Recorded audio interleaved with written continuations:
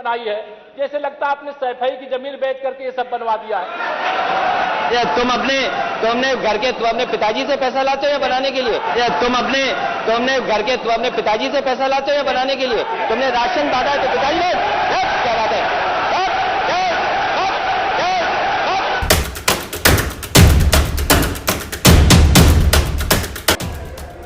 मैं कहना अध्यक्ष महोदय, जनता ने तो इनकी गर्मी निकाल दी थी जो बैठे हैं सामने।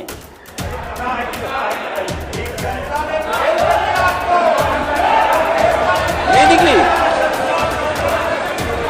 नहीं देखो, गर्मी गलत शब्द नहीं है। गर्मी गलत शब्द क्यों मानते हो इसको? अरे अब तो खुश रहिए। और देखिए क्या हुआ, फिर गर्मी निकली, फिर डिप्टी सीएम बन गए। अब आप बताइए किसकी गर्मी निकली अगर आप डिप्टी सीएम बन गए तो? ये क्या बात हुई?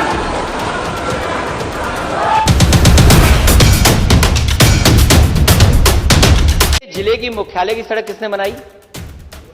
आपने बनाई? बताइए। फोर लेन किसने बनाई? बताइए माननीय सदस्य। अध्यक्ष जी, मैं आप कृपया करके आपस में डिबेट नहीं करें। कृपया करके नेता प्रतिपक्ष पूर्व मुख्यमंत्री जी को ये बता दीजिए, ये 5 साल सत्ता में नहीं रहे, आगे 5 साल के लिए फिर विदा हो चुके हैं। 2027 में चुनाव आएगा, मैं तो यह मानता हूं कि फिर कमल खिलेगा। फिर आपका अभी कोई भविष्य इस समय नहीं है, लेकिन सड़क किसने बनाई है, एक्सप्रेस किसने बनाया है, मेट्रो किसने बनाई है?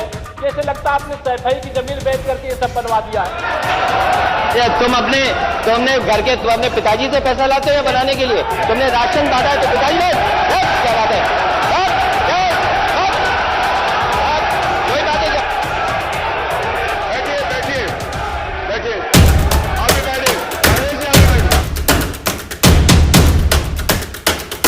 से अधिक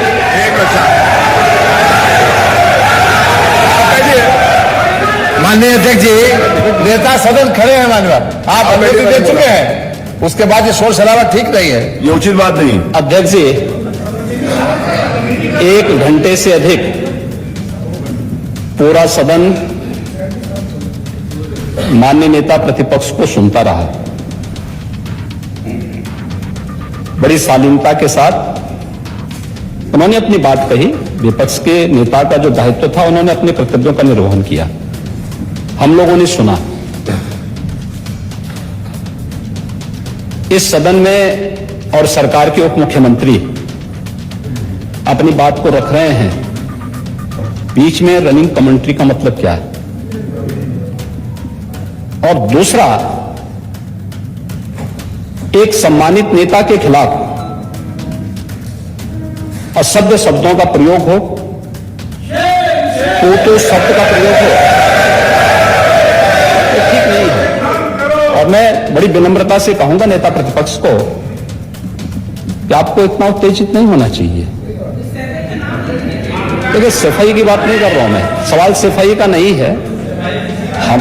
हम लोग भी जो विकास कार्य करा रहे हैं, या आपकी सरकार के समय जो विकास कार्य हुए होंगे, ये हमारी ड्यूटी थी।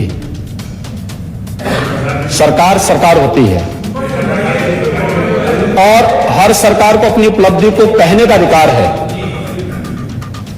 माननीय उप मुख्यमंत्री जी ने बिल्कुल सही कहा कि विकास, आपने कहा, आप विकास की जब चर्चा हुई तो उन्होंने जो बातें कही बिल्कुल ठीक ढंग से की थी। आपके यहां के दूसरे नेता या जब माननीय उप मुख्यमंत्री का यहां पर भाषण संपन्न होता, उसके बाद अपनी बात आप लोग कह सकते थे। लेकिन देखिए, मैं कल भी देख रहा था, कल माननीय वित्त मंत्री जी यहां पे जवाब देने के लिए खड़े हुए, उन पर जिस तरीके की भाषा का प्रयोग उस समय किया गया, आज फिर हम देख रहे हैं। देखिए, लोकतंत्र में हर सदस्य को सदन में अपनी बात रखने का पूरा अधिकार है, और अगर आप कहेंगे तो कैसे इस बात की अपेक्षा रखते हैं कि इस पार से उसका जवाब नहीं मिलेगा? पूरे 1 घंटे से अधिक समय तक पूरा सदन और खासतौर पर सत्ता पक्ष से जुड़े हुए सभी मान्य सदस्यों ने आपकी बात को बहुत ध्यान से सुना। देखिए, सहमत होना ना होना अपना विषय है, नहीं, सवाल दूसरा नहीं।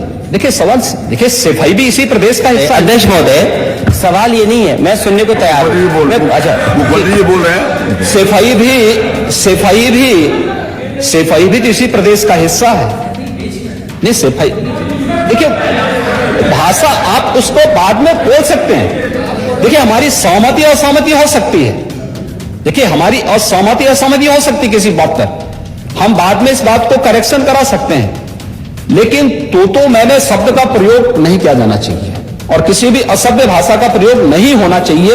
और मैं माननीय अध्यक्ष जी से अनुरोध करूंगा कि अगर इस प्रकार की शब्दावली प्रोसीडिंग का हिस्सा बनी है तो कृपया उसको हटवा दें, क्योंकि ये गलत परंपरा होगी और मैसेज का देश के अंदर खराब जाएगा।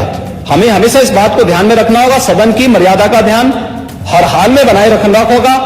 दूसरा, जब एक सदस्य बोल रहा हो तो सदस्य के बीच में, और खासतौर पर उप मुख्यमंत्री बोल रहे हैं, तो बीच में रनिंग कमेंट्री करना, बीच में धमकी देना, ये चीजें ठीक नहीं है और मुझे लगता है सदन की मर्यादाएं इससे आहत होती हैं।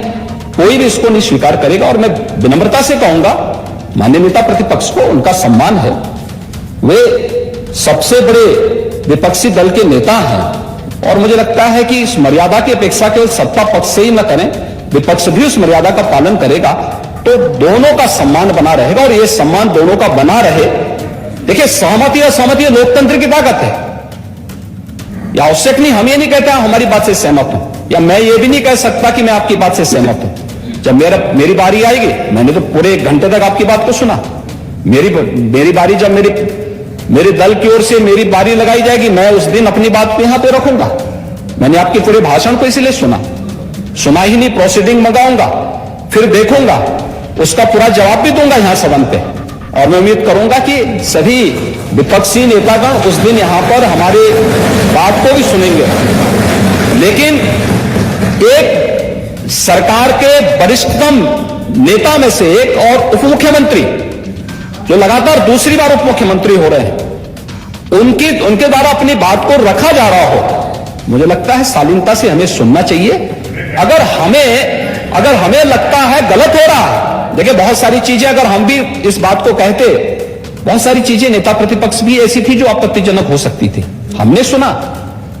नहीं, हमें जो स्वीकार करना होगा वो स्वीकार करेंगे और उसका जवाब देंगे भी, लेकिन बीच में इस तरीके की उत्तेजना दिखाना उचित नहीं है। देखिए, माहौल इससे खराब होता है, अनावश्यक रूप से बाहर मैसेज खराब जाता है। हमारे बारे में टिप्पणियां होती हैं, सदन के बारे में टिप्पणी होती है, हर एक सदस्य की मर्यादा भंग होती है और सदस्य की इसका सम्मान बाहर पार होता है, पब्लिक में इसका मैसेज खराब होता है और इस प्रकार की शब्दावली का प्रयोग न हो। और अगर ये तो शब्द का प्रयोग हुआ है तो मैं आपसे अनुरोध करूंगा कि कृपया इसको सदन की प्रोसीडिंग का हिस्सा कतई न बनाने दिया जाए, क्योंकि ये आने वाले समय में नजीर बनेगा।